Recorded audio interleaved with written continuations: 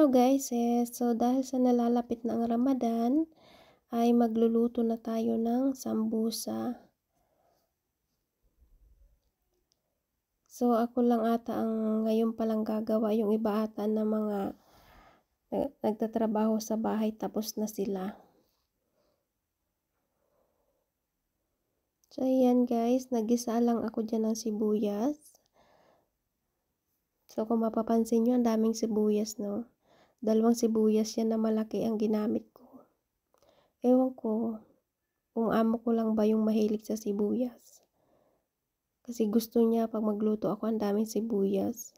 Yung aming taga-bili nagrereklamo na kay ang bilis daw maubos ng sibuyas. Kaso naman yung asawa niya naman, ayaw ng kaunti lang ang nilalagay, gusto marami. So ayan, kung napapansin nyo, hinalo-halo ko nga lang yan. So, antayin lang natin na medyo lumambot ang sibuyas. So ayan, isunod na natin yung bell pepper. So, naglagay din tayo dyan ng green chili at saka red chili.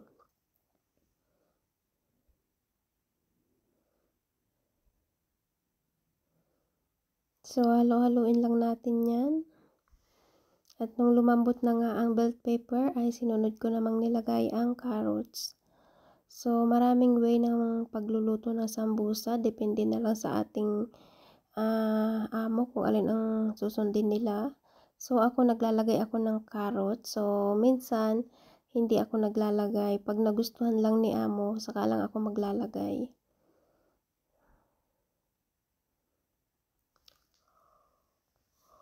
So, ayan nga. Halu-haluin lang natin. So, kung mapansin nyo dyan guys, yung carrots ay ginadgad natin yan para maninipis.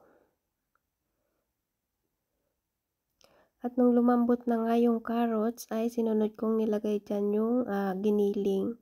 So, ang ginamit ko dyan ay beef.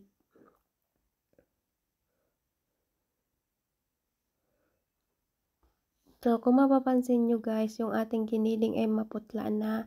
Kasi ano po yan, pinakuluan ko muna siya bago ko nilalagay sa gulay.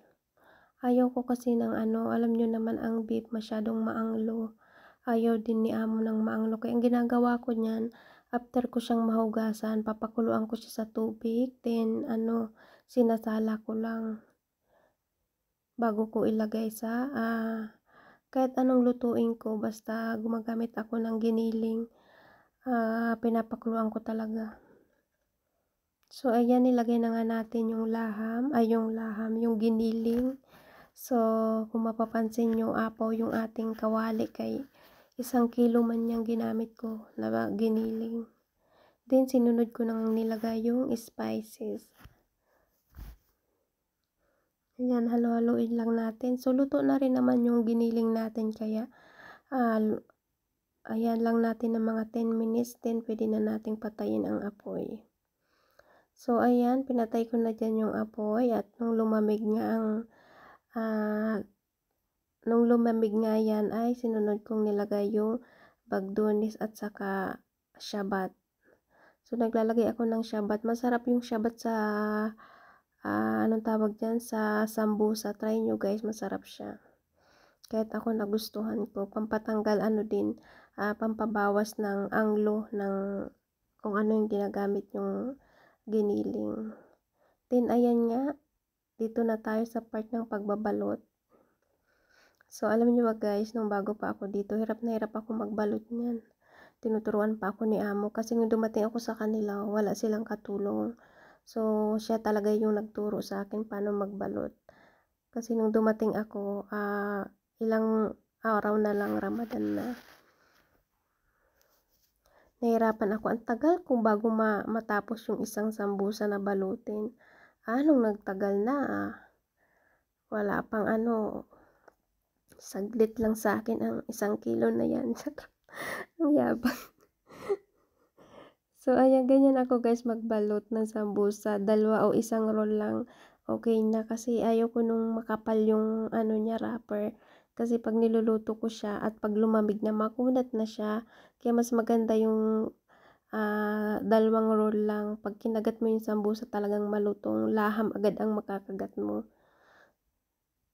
So, ayan guys, hanggang dito na lang ang ating video. Thank you for watching and see you my next video. So, ayan, nung nagbabalot kami dyan, nagmamaritisan kami nung kasama ko. So, ayan, ito na ang ating sambusa.